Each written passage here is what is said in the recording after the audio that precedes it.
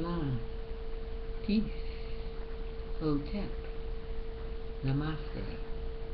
My name is Aset Mayat Eju Bay, and it is once again with great pleasure that I welcome you all into my humble abode for our Culture and Refinement series, part 15, entitled The 7 Units. And once again, it is such a great pleasure to welcome you all into my home as you welcome me into your home or wherever you may be.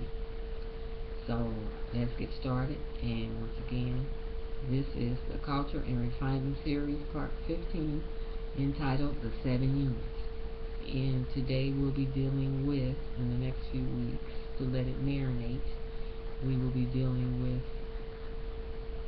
units 5 and 4.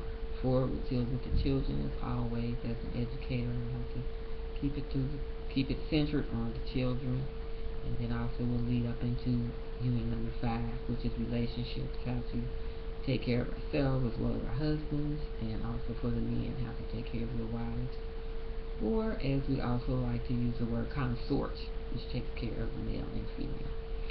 So once again, let's get started with our Culture and Refinement series, part 15.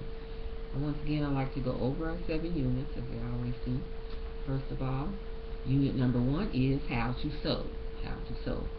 And I thought about how I want to continue on with the sewing piece. So what I'd like to do in the coming weeks, we're going to start having basic lessons. We're going to learn how to actually put together a nice scarf, and also we're going to learn how to sew pants, or put hems in our pants, because I know dealing with a lot of people, they don't know how to actually put hems in their pants and hem them up, especially among some of our young people who have not been taught.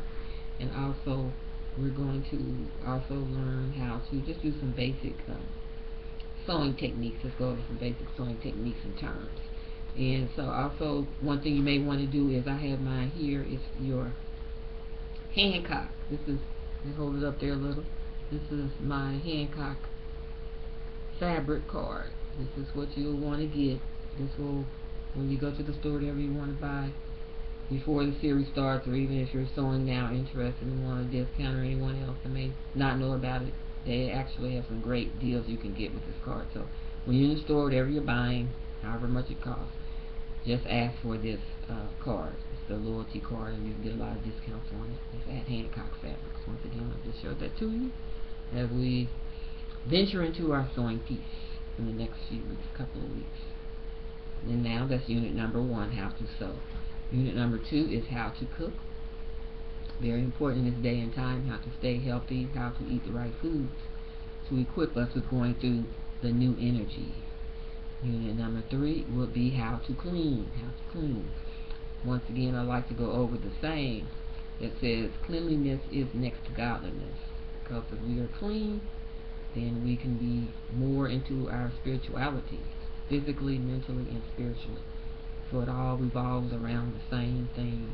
360-degree circle, it goes back around to where it came before. Back and forth, back and forth. How to clean. How to clean our homes. Also, how to refresh our minds and our memories and stay on point. That's also a part of cleanliness, as far as mental and spiritual. Spiritual cleanliness. It starts physically, mentally, spiritually. It all goes hand in hand. Because if you go into maybe anyone's home, especially a woman, or since we're the ones supposed to be the main caretakers, or men's houses, if you're dating some man and you go in his house, you see that everything is all messed up or whatever, it may want you to think, oh, might be something wrong here. Maybe one time it might not be that way, maybe second or third time you might be thinking, well, maybe, he may need some help, or show him the right way, or just some lessons as well. We all need some help with things once in a while. So that would be unit number 3, how to clean, stay organized, and that type of thing as well. Unit number 4, as we said before, the main one, how to take care of our children. Unit number 5, how to take care of ourselves, which includes ourselves, husbands for the women, and also for the men, wives, or if you just want to keep it for men and women living together, we'll call it consort. So we'll keep it on that level as far as our relationships. We're going to tie that in today too. with our children, of course. And unit number 6 will be how to act at home in your surroundings, whether you're in your home or out in the community. What is the proper etiquette would be the word. What is the proper etiquette? How we would act if we're with a group of people, like co-workers, if we're at a dinner, a birthday dinner, or what would be proper way of acting. How much would the person drink if they're inside of a restaurant or with loved ones, or especially with a professional group, like a business group or people we're showing around town, maybe from another company or something like that. How would we act as far as how we conduct ourselves? And that's how to act at home. Then unit number 7 will be how to act abroad.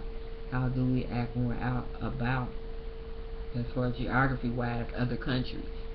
This also could also get into current events. That's very important right now as far as the things that are going on with Russia and also the United States.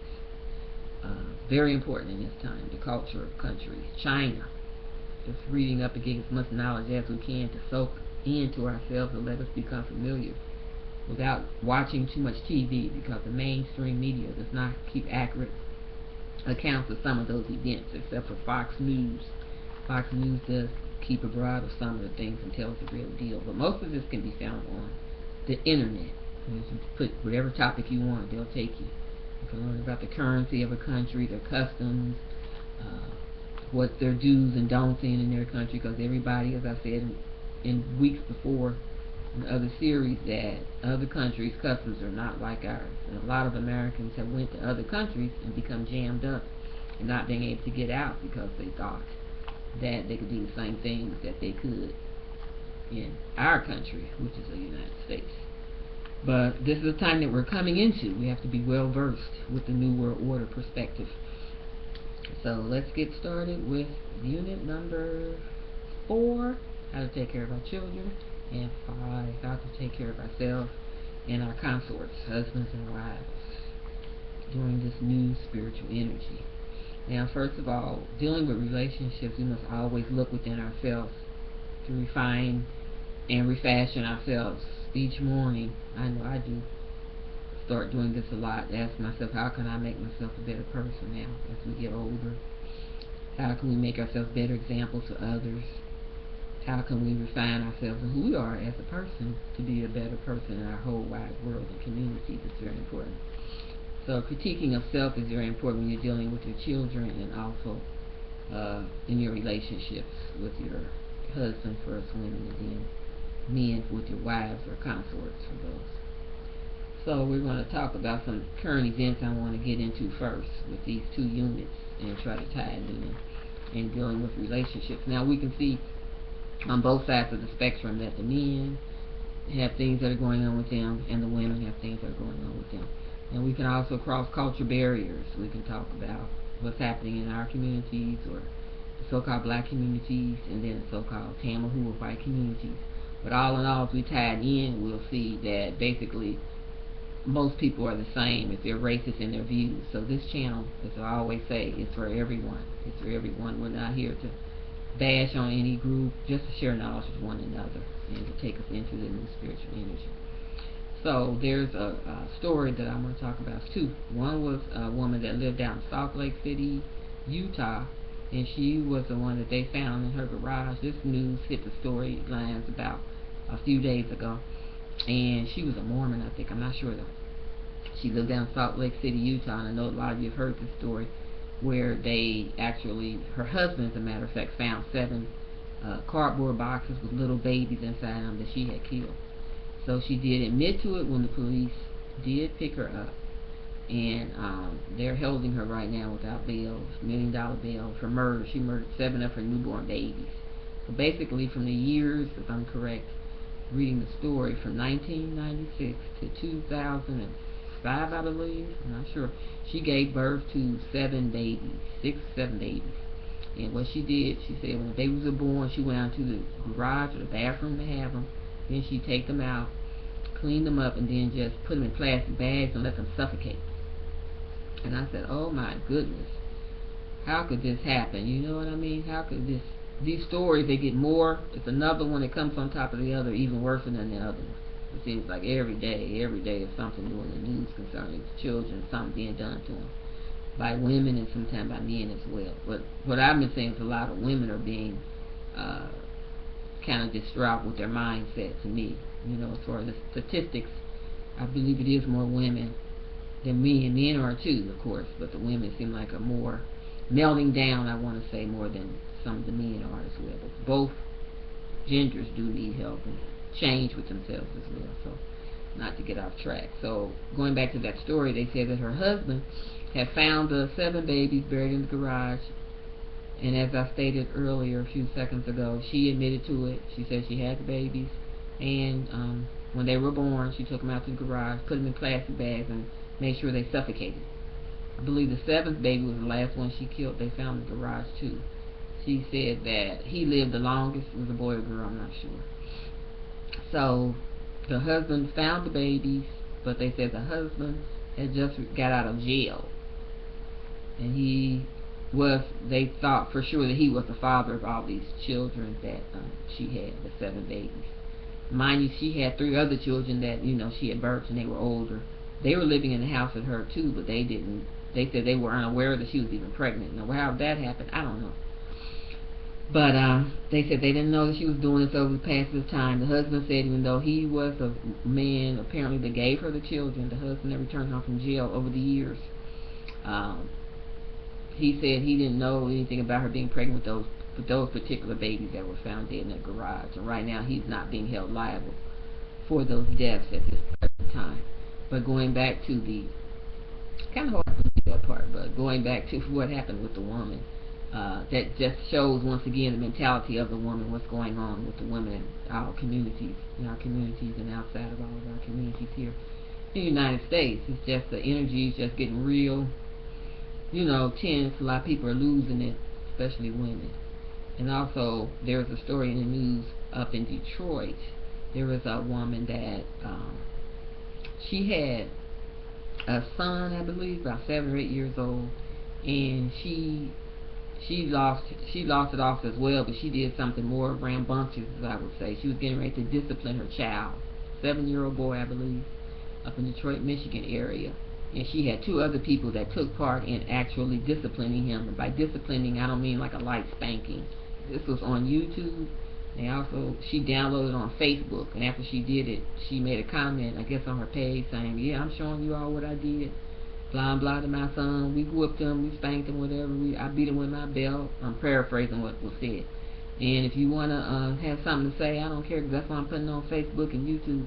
I don't care if the police come and get me. Come and get me and take me to jail. Something like that, she said. While she was whipping him or beating him, after she had whooped him with the other 2 people, whatever. So, but she was stupid enough to put this on YouTube, and now she's in jail. Because at the end of the sentence, or when she posted on YouTube, that's what she said: "Come and get me. I don't care what you do." So this is another realm that we're seeing women in. They're melting down really, really a whole lot. And also there was one other story when I was on that page of YouTube getting the story about the woman up in Detroit, on the side I saw something about a woman that had beheaded her son. These are two women, and they just happened to be out of the so-called black community. The woman from Salt Lake City, Utah, she was a Tamil or white woman. But I'm just using everybody's racial characteristics because everything's going overlapping in everybody's community. So we can't say, "Oh, they're just the black people that's doing it." Because somebody asked me that on one of my blogs that I have. They said, "Well, was she white or black?" And I said she was a black woman. The situation with the woman that was cutting off her son's head. He was only 2 years old, and she told the news. She admitted to it, and she told the police, I guess, once they held her in custody, that she felt like she had demons talking to her. She felt there were spirits in her head, and they told her to do this. So this woman cut off her son's head, people, 2-year-old boy, and chopped his head off. And there was another incident. I couldn't even read the other one. There was a couple of more other ones that were on the side of this YouTube channel here, and you can go in there and read. Just put in "woman chops off son's head," and you'll see who they are. If you want to do your own studies and compare, racial barriers, that's fine.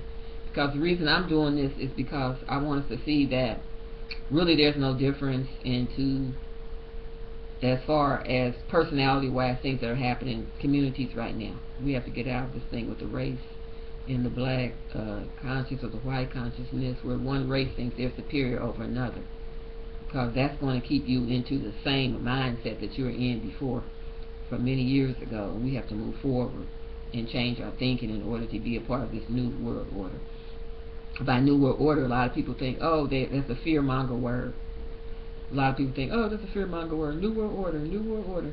Oh, I'm so scared. But when you look at it, new world order means a new spiritual energy, really, to me, because things are changing all around us, and if we don't stay on top of everything, we won't be prepared for when, things get more serious on this roller coaster ride that we're riding on right now. Through this country, all over this world, things are constantly changing. And we must be abreast of the times and be aware of the daily news, the real daily news, to prepare us spiritually, mentally, and physically, and for the challenges of the new century, the new world order. And that's why it's so very important for us to share information with one another and to keep abreast of our daily selves, our lives, what we're doing to ourselves, our bodies, mentally, spiritually, and physically, our relationships, how we're dealing with one another at this time is also very, very important. And dealing with relationships, as we go into unit number 5, which deals with how to take care of ourselves, as I said before, have to do some type of spiritual mindset cleansing of yourselves or ourselves. Try to change some of our diet. At least you can't change your diet of what you're mainly doing. At least try to experiment or start out slowly by, maybe one day just not, just try a vegetarian type diet or something like that for one day. Try to go without eating so much meat. If you're drinking a lot of alcohol, try to cut back on that. Get more into your spiritual cleansing or your prayer, if you're whatever your religion it is, or whatever you do spiritually. Try to get more into that and try to get more empowering ourselves more, to be in tune and keep abreast of what's going on and dealing with ourselves and also our spouses. And also I've been noticing too, I had a brother off on one blog, he said something to me that I had shared with him about a lot of the child abuse that has been going on in all communities, really. And he told me, he said, well, what is a black man supposed to do in this type of world? How can we get ourselves heard? I'm just paraphrasing what he said because I don't have it up in front of me, his words exactly. But he would say, what needs to be done? So my response to the particular brother was that, we need strong men, period, to arise to help deal with our babies and our young people now. Because we can't be, as we getting older people, I think this gentleman was older than I am, and for him to say that, it just really made me think that some of the mistakes that have been made in the past, as far as with the racial barriers and how the black thought and the white thought or whatever has held a lot of people back, and a lot of people can't seem to get out of the mold, and I'm not ridiculing him in any way, but it's just so much that needs to be done. I mean, he said, how can he be seen in a world that's against the so-called black men? That's what he said to me. The words are profound when he asked me, but I just said we just have to get up. The more you deal and work with one another and work on ourselves and try to be more of a community with one another, then the problem can start to get solved. But we just can't keep sitting in the mud blaming other people. Oh, I'm a black man, I'm a white man, I can't. Some of them are saying the same thing. I'm white and all these black people are taking my job. I hear that a lot too. And then from the black side too, oh, he's taking my job, she's taking my job, and all this kind of thing. When we should all be trying to find ways to empower one another, empower ourselves, physically, mentally, and spiritually. And then once each day we challenge ourselves to who we may want to be, or things we know we need to redefine or refine ourselves, and what our weaknesses are, is what I want to say. The more we can be better, better people for our family, for our husbands, for our wives, consorts, as men and women, how we deal with one another, because it's so very important. So that also calls for women of the 70s, the feminist movement, if I can talk about that. That played a part in why a lot of men felt that they'd been beaten down a certain way, because after the 70s and after the civil rights movement came in, started moving in, we saw a lot of women go out the home, go back to school, we're in college. I mean, I remember those days. But there's nothing wrong with that, but a lot of women put away the cooking and the 7 units, period. What this calls for here is what we're going over now, the 7 units, because out of the 7 units, we can still be who we are, whether we're men or women, but we can also learn to connect with ourselves and with our community and become better people, spiritually, physically, and mentally, and dealing with our relationships. We're able to take care more of ourselves within the home, more balance in our responsibilities as women. And this is the era of the women to rise, but it's not going to be the same as it was back in the 70s, where the women were like acting like men and challenging men, and we're still seeing that. But then that era was dying out now, because the women may see, a lot of the younger women, they a lot of them want to really refine themselves and refashion themselves to get into more of who they are, so they can become better women for themselves and for their family and for their husbands, or if they're with them now, or potential men that they may have. And the same for the men. The men are going to have to start redefining themselves as well. But this is the spirit of the woman, but we must work together as we cleanse ourselves. No one's going to walk ahead of anyone else, but we still should let the men have a say in what goes on. We can't just say, oh, we're dominating this thing and we're ruling it, because as a woman, look what's happening. We have a lot of women that have been ruling their homes and their nests without a strong man there, because they, a lot of things have been happening. And that's why we see the children, a lot of the children now need help and things like that with the energy that's coming in now, because they're of a different mindset. And a lot of parents, they can't deal with it as well, let alone themselves. Because we see the instance with the woman that she actually went so far as to chop her child's head off. Do you hear me? She chopped her little boy's head off, 2 years old. And that is so profound to me. I mean, anything that's happened to a child is, is terrible. But she said she heard demons in her mind. So what happened in her beginning with her life, with her childhood? I'm not condoning what she did, but it's serious now, because this whole thing is in a lot of these families now, and the children are being made to suffer for this. So now it's just time for a lot of men to step up to the plate as well. We both need each other if we're going to change what's going on the planet here. Even with the older people, I mean, if you're going to have to change and move with the new energy, if you expect to make it on through, because this thing is moving fast. And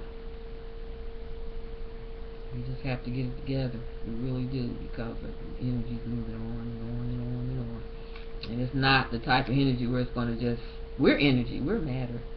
So we're constantly growing. But if we keep fighting that, we're not going to be allowed to move forward as people, any people at all, whether white or black. And we see all the confusion, everything that's going on right now. The thing in Nevada with the man with his land and all of that, which is another lesson in how important nationality is, learning the Constitution, just basically what's going on. The executive orders that are being handed down with a lot of these land mandates, which ties back to knowing who you really are as a person, and where your land and where your ancestors were. So now we see the government interference, and they're standing down on the land. I believe they did win that, the people that went out there to help them against the government. But the Bureau of Land Management has moved away and allowed that man to stay there on that land for now. But I do believe that they're going to have to go back to court, they were saying. But there was some physical activity that took place. A few people were hurt, but no one was actually killed. They were getting ready to move in on them, but thank goodness that it moved away. That energy did, and right now there was really nothing seriously done in this case of someone being shot or killed here. And also the thing with Russia and that's going on in the United States, which is all about currency and the changing of the currency between China and Russia, because they want to move forward and they feel that the dollar is losing its control, and that's really what the incident over in Russia is all about. So the more we learn these things, we learn about ourselves, we study, we refine, we refashion ourselves, the more we prepare ourselves for what is taking place, because there is going to come a time very, very soon when they are going to change the money over. So we just have to be prepared for that and get things in place that we know need to be done, and face the reality, and stop living in a world where we're Americans and we don't, we just, everything is fine and ain't nothing going to happen, and just going from day to day. See? Because what does the book say? They were partying, they were giving away in marriage, they were just having a good old time, paraphrasing, when the floods or the end came. Now, by end, I'm not talking about the end of the world. That means a new changing that's taking place, a new tide, a new spiritual energy. But there will be a lot of deaths that take place. We see that now, because a lot of people are melting down. So I'm going to wrap this part up of our Culture and Refinement series. And one other thing I want to say is we should also think about starting or trying to do some things on our own, as far as starting businesses and doing things for ourselves, because that was one of the main things that a lot of people admire him, that Elijah Muhammad spoke of, and also Noble Drew Ali, as far as doing something for self. And that means not getting a grant or a loan or anything like that, just being in your community, thinking of what you may want to do, what you may have a passion for to do, and just setting up things, setting up your own beachhead, and venturing on forward and trying to do something for self, whether you're working, holding a job, or whether you're unemployed. Try to think of something that you want to do for yourself and try to build businesses, because there are so many things out here that you can do once you sit down and grab a hold of who you truly are, find out who you are, where you come from, learn your true history, because what happened in 1492 and now up to now, a lot of that did not happen. Some of the things of slavery and everything. Study your history before what happened between 1492, and you'll find out that we were everywhere on this planet. So we'll be getting more into that as well, with some lesson plans that I've also arranged for us to go over through the next few days and the coming weeks. Any questions? Catch me on the School of Culture and Refinement on my Facebook page, or you can also continue to email me at moorishgoddess104@gmail.com. Once again, I want to thank you for listening to me. My name is Afet Mayat Ejube. Please listen, spread the word. You have a business or anything that you're doing. I have been getting a lot of subscriptions and people signing up as well, and I'm signing up with them as well, whatever they do, because that's how we build our communities. We each one teach one, and try to live together, get along, settle our differences, and flow with the new world energy that is before us. Once again, I want to end by greeting you and ending again as I did before, in the name of peace and love.